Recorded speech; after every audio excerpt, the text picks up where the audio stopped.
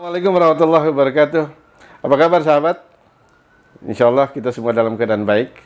Hari ini kami tim Corong Nusa Channel bertandang ke kantor RMI. Apa itu RMI? RMI adalah Rabita Ma'ahid Islamiyah atau Perkumpulan Pondok Pesantren. Seperti itulah bahasanya. Kita akan diskusi panjang kali lebar dengan Ketua RMI DKI Jakarta, Kiai Haji Jailani Kiki. Siap. Kalau saya salah sebut nama, tolong diperbaiki, Kiai. Assalamualaikum, Kiai. Waalaikumsalam Sehat, Kiai? warahmatullahi wabarakatuh. Alhamdulillah sehat. Sehat. Kiai. Apa kegiatan hari ini? Ya, kita ini mengawali tahun 2022 dengan konsolidasi antar bidang di kepengurusan RMI NU. Ini pemirsa, jadi RMI itu Asosiasi Pesantren NU. Jadi ini kita menjadi seperti ini, kayak seperti khodim ya. Kita melayani pesantren, melayani para kiai dan santri khusus di DKI Jakarta. Nah, RMI ini salah satu lembaga yang berada di dalam naungan PWNU. Jadi PWNU DKI. Ya, PWNU ini memiliki 18 lembaga, bukan hanya RMI. Ada 17 lembaga lainnya gitu yang memang memiliki tupoksinya masing-masing. Nah, tupoksinya RMI ini karena namanya udah jelas ya, Robitoh. Jadi ini ikatan persatuan, ikatan yang terkait dengan pesantren, pesantren yang ada di NU atau dimiliki oleh Nahdien. Nah, kalau secara lembaga RMI nggak punya pesantren, tapi individu-individunya, para pengurusnya itu berbasis di pesantren. Kebanyakan, jadi kepengurusan RMI itu kebanyakan mereka berasal dari pesantren-pesantren yang ada di DKI Jakarta. Ada berapa jumlahnya? Nah, ini pertanyaan begitu kan? Nah, itu baru saya mau tanya. Betul, ada berapa jumlahnya nih? Kan DKI ini kan nggak terlalu populer nih pesantren. Kalau orang mau nyantren atau bicara pesantren kan asosiasinya pikirannya tuh Jawa ya. Nah, Jawa Tengah, Jawa Timur. Nah, DKI sendiri ini luar biasa, walaupun tidak sebanyak di daerah Jawa Tengah, Jawa Timur. Kita di sini ada sekitar ya 127 pesantren berkultur NU, berkultur NU. Berkultur NU. Iya, berkultur NU artinya pengasuhnya, pengajar kurikulumnya itu kulturnya NU. Nah, ini yang kemudian kita rekatkan, kita koordinasikan ya melalui RMI gitu. Nah, apa yang harus kita lakukan di RMI ini untuk melayani pesantren-pesantren yang ada di Jakarta? Oh, banyak sekali, Kiai. Jadi Apa aja tuh? programnya itu seperti misalnya kasus kemarin nih, kita 2 tahun ya. 2 tahun kita ini terdampak dengan masalah COVID ya. Lembaga pendidikan bukan hanya pendidikan formal, pendidikan model pesantren pun terdampak ya. Itu kita konsentrasinya RMI itu pada menjaga pesantren agar tercegah dari dampak yang lebih parah dari COVID-19. Jadi ada malah kita memberikan bantuan juga, bantuan dari pemerintah atau dari pihak lain kita nyalurkan seperti hand sanitizer, kemudian juga ada vaksinasi itu melalui NU sendiri DKI, tapi RMI juga memfasilitasi juga, ada penyuluhan via webinar. Ya, ini RMI DKI kan juga nggak terlepas dari RMI PBNU. Jadi kita punya struktur juga di PBNU yang banyak memberikan ya pelatihan-pelatihan tentang penanggulangan, ya, pencegahan lah ya COVID-19 di pesantren. Ini sangat manfaatnya besar sekali. Ya, apalagi bantuan-bantuan sifatnya langsung ya, seperti bantuan tadi ya, masker, hand sanitizer, lalu termogan gitu kan. Kemudian juga ada bantuan sembako gitu. Bahkan kalau ada bantuan-bantuan dari pemerintah pun melalui RMI DKI gitu. Kemarin belum lama kita dapat sekian kilo telur gitu, kita bagi-bagi gitu, dari sebuah BUMN dan CSR-nya DKI kebagian untuk bagi-bagi. Sebelum dilanjut, Sebelum dilanjut, saya pengen tahu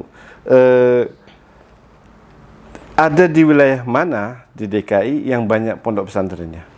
Iya, ini kan menyebar di beberapa tempat ya. Yang sangat minus kan di Jakarta Pusat. Minus. Ya, pesantren di Jakarta ini ada di daerah Jakarta Selatan, Timur, Barat, Utara, ya, dan juga Pulau Seribu gitu. Tapi terbanyak ada di wilayah Ini kalau atau merata? kalau dilihat memang persentasenya hampir merata ya posisinya merata, ya. ya. Posisi untuk mana lebih banyak itu hampir merata. Dalam arti justru yang kita lihat malah bicaranya adalah pesantren besar atau kecil itu aja. Jadi kalau jumlahnya kuantitas itu dari jumlah pesantrennya itu hampir posisinya merata di antara wilayah. Cuman kalau misalnya pesantren besar, ya model seperti Asidikia, Ponpes Asidikia, atau Ponpes Al-Wasila kalau di Jakarta Barat, ada Ponpes Darul Rahman di Jakarta Selatan. Jakarta Selatan, atau Ponpes yang ada di Jakarta Timur, Al-Hamid, Alhamid. ada juga Ponpes Aziadah. Nah itu kan yang bisa kita anggap pesantren-pesantren dengan jumlah santri yang banyak ya. Ya itu saja yang memang akhirnya lebih pada melihat kapasitas jumlah santrinya itu ya kalau untuk ukuran per wilayah gitu. Hubungan RMI dengan pemerintah seperti apa ya? Ya kita mitra dan kita memang untuk pesantren ini kan induknya bukan ke Dinas Pendidikan tapi ke Kementerian Agama. Jadi dengan Pemprov DKI sendiri sebenarnya kita ini lebih pada pelaksanaan dari PWNU DKI karena yang mendapatkan bantuan untuk operasional kegiatan itu kan PWNU. Kita dapat untuk melaksanakan kegiatan yang memang unggulannya kalau di RMI DKI khususnya itu ada 3 program yang tahun ini akan kita laksanakan sebagai pelaksanaan dari program pemerintah DKI melalui PWNU. Satu adalah peningkatan manajemen pondok pesantren. Kedua, ini yang unik ini Kiai, Liga Santri Nusantara. Ini kan santri-santri paling demen tuh kalau lomba Liga Santri Nusantara. Main bola itu main kan. Bola, ya. Ini kan suntuk nih belajar terus, tiba-tiba ada kompetisi bola itu paling demen tuh. Ini ada nih kita adakan karena lihat kondisi COVID kan sudah mulai turun nih. Sudah semoga landai, nanti pas di pertengahan tahun sudah bisa PPKM-nya level 1 lah kita harapkan sehingga Liga Santri bisa lagi digelar. Ini setiap tahun kita adakan. Tahun lalu karena emang kondisinya masih belum memadai karena COVID dengan PPKM yang masih level tinggi ya. Jadinya kita ngadainnya itu hanya futsal saja. Itu pun animonya tinggi itu. Jadi kita pertandingkan antar pesantren itu dengan lomba futsal. Harusnya kan bola nih, karena futsal itu yang diizinkan, yang bisa jalan lah. Itu pun responnya sekali lagi tinggi.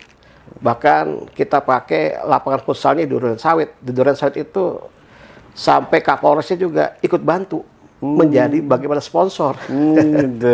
Bayangkan itu. Kita diamankan dengan pihak kepolisian. Bukan dilarang, kita diamankan, dibantu pengamanannya, bahkan disponsori juga dibantu ya untuk pendanaan. Karena emang itu yang memberikan sedikit hiburan bagi santri ya, karena emang yang namanya COVID ini membuat mereka tuh agak tegang ya, bukan suntuk nyaman, juga, suntuk juga gitu kan.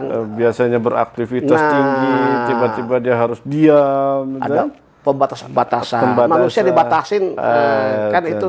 Terkadang perlu ada saluran gitu. Nah, terus program yang ketiga? Nah, yang ketiga nih, untuk nanya lagi. Sampai lupa nih. Yang ketiga itu, nah ini dia, peringatan Hari Santri. Oh, HSN, Hari Santri Nasional. Itu core-nya di kami. Di Jakarta? Enggak, kalau untuk Hari Santri kan, yang punya santri siapa? Pesantren. Nah, jadi leading sektor yang memimpin atau PJ-nya lah untuk pelaksanaan Hari Santri itu di tingkat pelaksanaannya adalah RMI NU, Oh. baik di tingkat PB maupun tingkat wilayah atau cabang. Nah, perlu diketahui nih pakai. Jadi RMI DKI itu memiliki cabang. Jadi kita punya PC-PC. Oh, ada ya cabang-cabangnya? Ada. Jadi ada RMI Sampai ke Pulau Seribu? Sampai Pulau Seribu. Kecuali Jakarta Pusat tadi yang saya bilang. Oh, Ini belum ada kepengurusannya. Kita sedang usahakan. Karena Jakarta Pusat ini pesantrennya nggak terlalu banyak. Walaupun ada pesantrennya. Tapi belum terlalu banyak. Sehingga masih belum. Memang ada minimal ya, dia harus bisa membentuk pengurus gitu ya. Ada minimal berapa pesantren gitu. Ya nggak ada aturan. Cuman masalahnya kan yang namanya pimpinan atau pengurus cabang RMI itu yang di tingkat kabupaten kota, kewenangannya ada di PCNU. Jadi PCNU masing-masing kalau misalnya melihat penting adanya lembaga RMI karena memang kebutuhannya itu menuntut, ya diadakan. Jadi yang mengadakan lembaga RMI itu di tingkat cabang ini kan tingkat kabupaten kota ya, kabupaten atau kota, yaitu PC-nya. Kalau PC-nya menganggap itu perlu karena memang tuntutan, ya maka diadakan. Jadi tidak semua PC itu memiliki lembaga yang komplit. Ada aja yang nggak komplit tuh PC-PC. Nah di Jakarta Pusat yang kurang nih RMI-nya. Oh, gitu. RMI-nya aja ya? Iya. Karena di sana lebih banyak pendidikan formalnya, maka itu ada ma'arif ya, Ma'arifnya ada. LP Ma'arifnya. Ma'arif. Ini kan pesantren ini walaupun sudah ada undang-undang pesantren, tapi belum menjadi secara formalnya itu belum betul-betul mantap sebagai lembaga formal. Iya, pesantren masih lembaga pendidikan informal. Masih informal. Gitu. Ada banyak yang nanti saya akan tanyakan, tapi sebelum saya lanjutkan diskusi, jangan lupa like, share, dan komen kita punya channel. Oke. Kiai, sejauh mana harmonisasi yang dibangun RMI DKI dengan Pemprov?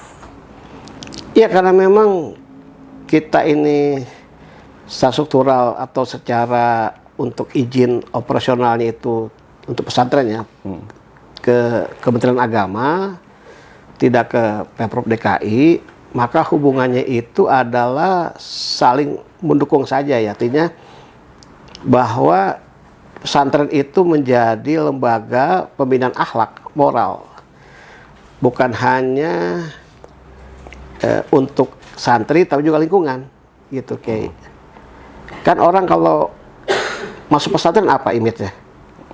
Sarungan? Bukan, ini anak nih, seorang anak oleh orang tuanya dimasukkan ke pesantren untuk apa? Bukan untuk pinter kayak, supaya nggak bandel. Supaya nggak bandel, iya. Kan gitu kan, supaya akhlaknya bagus. Karena kalau mau pinter nggak ada pesantren. Kan begitu tuh, umumnya. Kan begitu. Saya juga begitu, waktu nyantren dulu. Masukin anak bukan karena ingin pinter, tapi anak itu baik akhlaknya, ingin jadi ahli agama, kan begitu. Nah, jadi apa artinya? Jadi memang pesantren ini punya kontribusi kepada pembinaan akhlak, pembinaan moralitas. Tapi ingat Kiai, yang belum banyak dipahami orang bahwa pesantren ini subkultur, gitu. Bukan sekedar lembaga pendidikan, dia subkultur. Artinya apa? Karena subkultur, dia ini bukan hanya membina santri, dan bukan hanya ansih pendidikan di dalam pesantren, tapi juga membina masyarakat. Gitu. Dan pesantren itu dengan masyarakat itu menyatu untuk saling menopang gitu. Makanya kalau ada kasus, pernah kejadian kan tahun lalu tuh, yang saya kemudian komentar di media, itu bukan pesantren, itu boarding school. Oh, kejadian di Bandung. Pernah ingat nggak itu kejadian? Di Bandung. Si Predator. Predator. HW ya, inisialnya. Udah kita sebut saja namanya. Siapa tuh? Heri Wirawan. Heri Wirawan. Iya, Predator itu. Predator.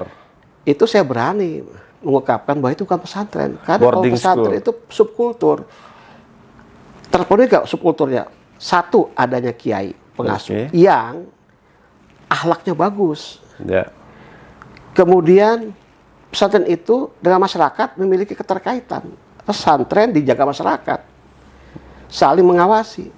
Yang terjadi model boarding school ini kan nggak begitu. Tapi karena undang-undang pesantren mengakomodir yang namanya boarding school, nah ini sehingga boarding school disetarakan dengan pesantren. Padahal secara subkultur belum tentu.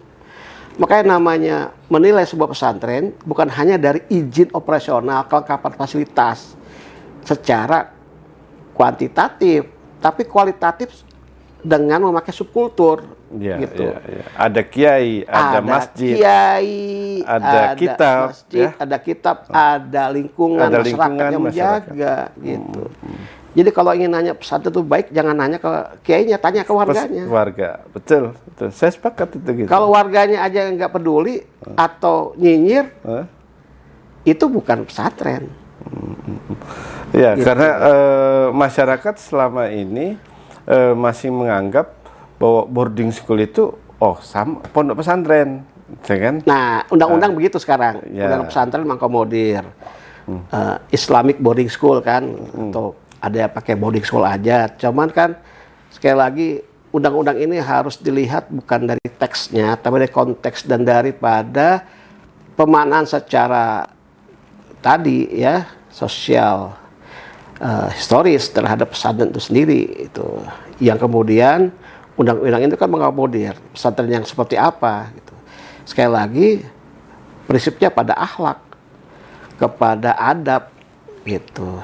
Ya kalau misalnya ada pesantren, maaf aja ya, maaf ini pemirsa, maaf ini ya, ini kan sering ada berita tuh santrinya segala macam itu oknum, dan itu kalau saya menyebut ya dalam tulisan saya pseudo pesantren. Atau apa itu kayak pseudo pesantren? Pseudo itu kan palsu, pesantren palsu. Iya. Nah ini masyarakat harus pintar. Ya ketika ingin masukin anaknya pesantren, lihat ini pesantren atau pseudo pesantren, pesantren atau pesantren palsu. Lihat, cek ke masyarakatnya.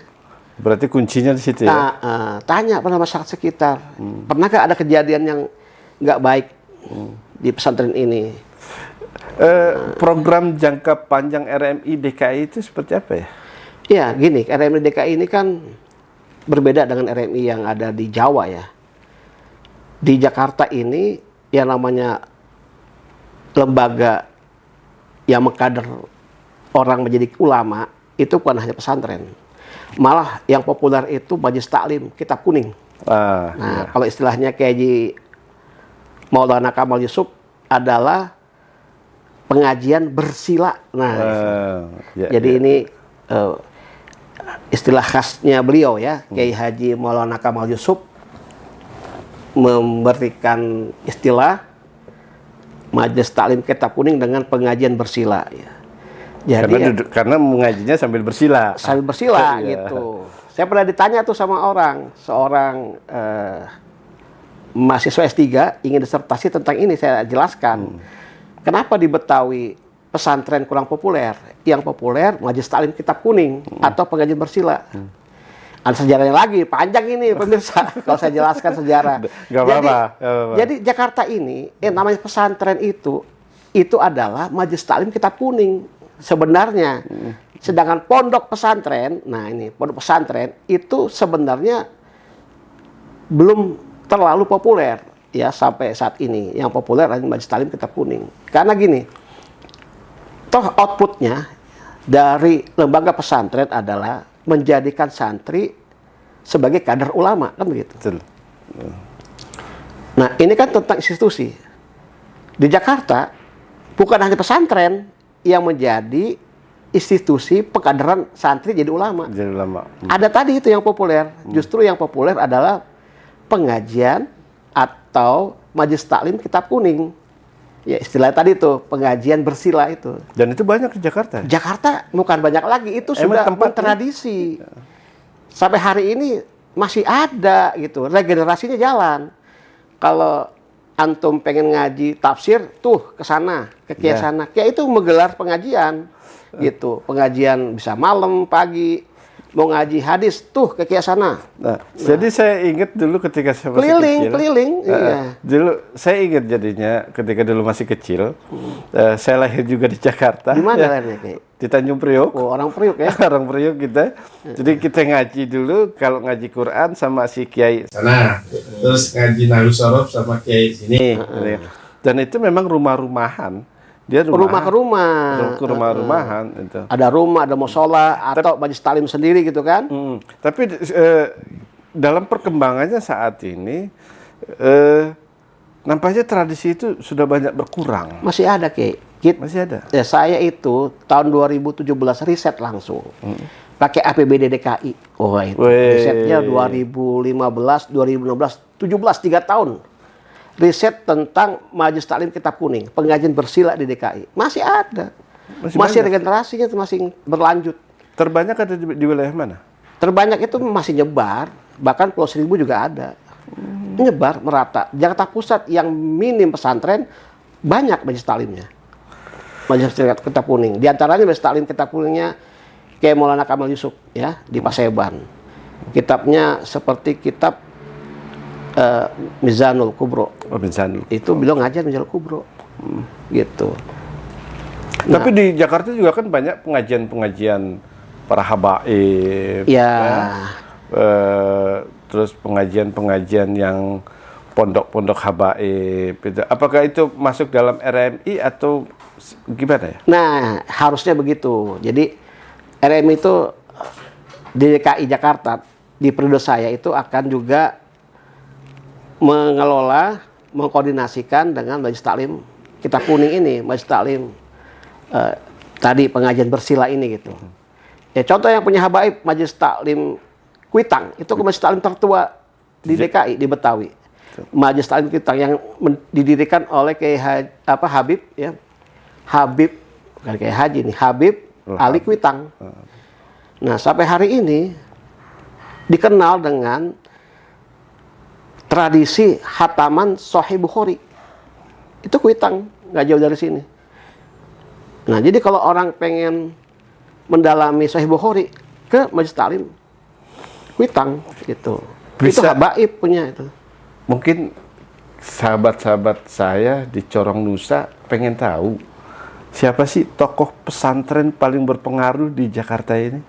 Oh ya, kalau pesantren pemirsa ya, kita tahulah kalau pesantrennya, pada pesantren, justru kalau bicara pada pesantren di Tanah Jawa, yang tertua itu adanya dari Betawi, Kiai, bukan dari Jawa. Ini harus dipahami nih. Ini pondok yang mana nih? Pondok pesantren. Iya, pondok pesantren mana nih? Di mana coba? Ada. Pondok pesantren tertua di Indonesia adanya di Karawang, yang didirikan atau dibawa oleh Syekh Kuro. Gitu. Syekh Kuro itu abad 14. Ya. Gitu. Baru muncul pesantren Sunan Giri. Nah, itu kan dekat lebih dengan tua, Jakarta, lebih tua pesantren yang ada di Betawi. Nah, Karawang itu termasuk wilayah kebudayaan Betawi. Jadi kalau bicara Betawi, Kiai, bukan di Jakarta aja, ada namanya wilayah kebudayaan Betawi. Mana aja tuh? Di mana tuh? Karawang, Bekasi, Depok, sebagian Bogor, Tangerang, sampai sebagian atau Pulau Seribu. Itu wilayah kebudayaan Betawi. Nah, Karawang ketika Syekh Kuro datang itu masuk wilayah kebudayaan Betawi. Maka ketika beliau mendirikan pondok pesantren di Karawang, itu pondok pesantren pertama di Indonesia. Gitu. Dan itu dengan kebudayaan Betawi. Kalau riset saya ya. Ya. Karena ada di wilayah kebudayaan Betawi, kulturnya Betawi. Walaupun itu masuk wilayah kerajaan Pasundan untuk kekuasaan teritorial ya. Teritorialnya. Tapi kebudayaannya Karawang Betawi gitu. Saya jadi tertarik, kepengen ngulik lagi soal ngaji bersila. Pengajian bersila. Pengajian bersila ya, pengajian bersila. Bersedia tidak nanti suatu saat mungkin kita jadwalkan, kita akan lihat pengajian bersila itu. Oh iya, harus kayak antum harus langsung lihat bagaimana itu pengajian bersila itu melakukan transmisi keilmuan keislaman menjadi institusi pengadilan ulama. Memang ini perlu diangkat dan sepertinya maaf ini ya, sampai hari ini saya belum tahu ada media yang angkat itu tuh pengajian bersila itu. Ya kayaknya belum ada ya. Ini bagus buat Ramadan ini. Itu. Ya, tapi pas Ramadan biasanya ini para guru ya, mualim kita di Betawi nutup pengajian Ramadan. Gitu, ya. Jadi kalau mau ngikut sebelum Ramadan. Insya Allah. Gitu. Dibuka lagi pas kapan habis Ramadan, Syawalan ya. Baru nanti buka lagi tuh pengajian bersila. Nah, satu itu Syekh Kuro. Kemudian terkenal lagi. Apa tuh? Pesantren Guru Marjuki Muara. Ya. Itu pesantren pada saat dipimpin oleh Guru Marjuki sebagai pondok pesantren yang mengkader banyaknya ulama-ulama Betawi terkemuka.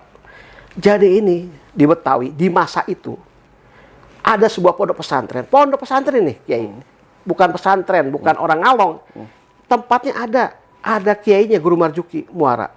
Ya. Ada 150 santri laki-laki, 50 santri perempuan.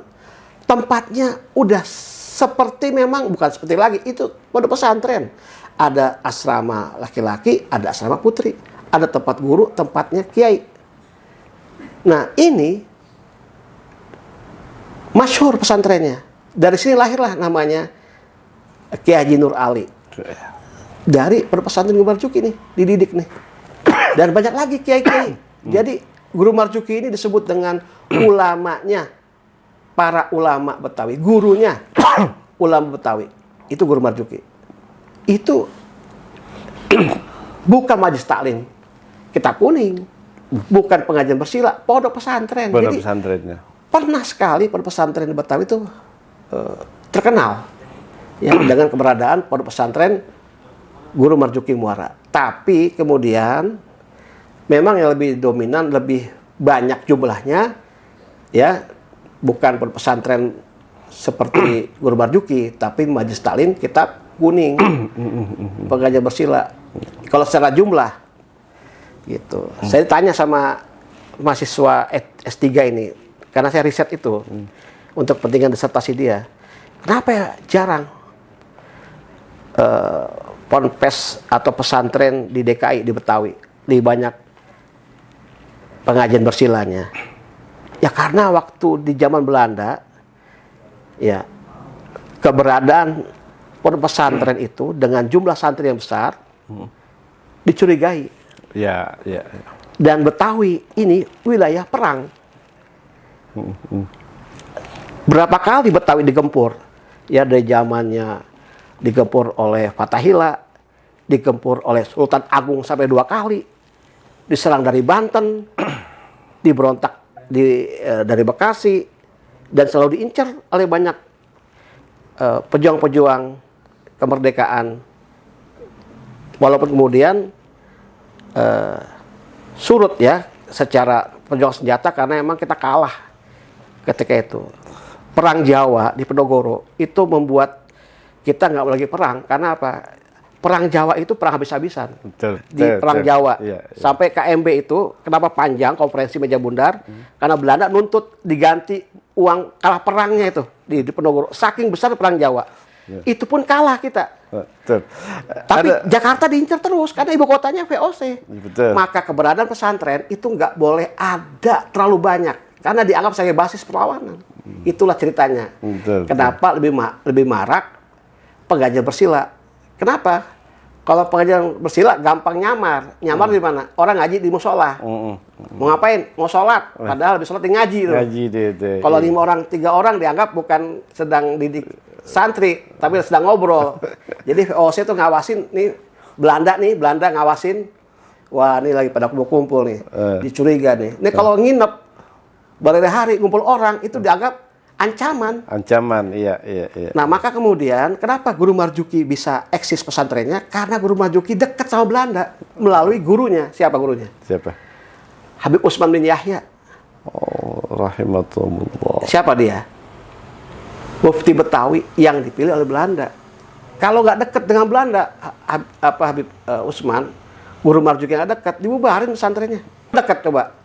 Ya pilihan perjuangan. Pilihan perjuangan. Ada banyak hal yang kita ingin kulik lagi, Kiai. Jadi kalau cerita sejarah ini saya paling.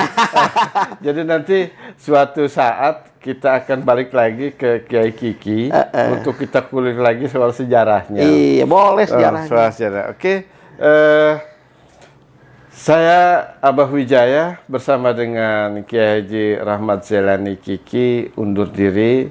Jangan lupa like, share, and comment pada channel YouTube kita. Mudah-mudahan bermanfaat dialog ini. Wallahu muwaffiq ila aqwamit thoriq. Assalamualaikum warahmatullahi wabarakatuh. Waalaikumsalam.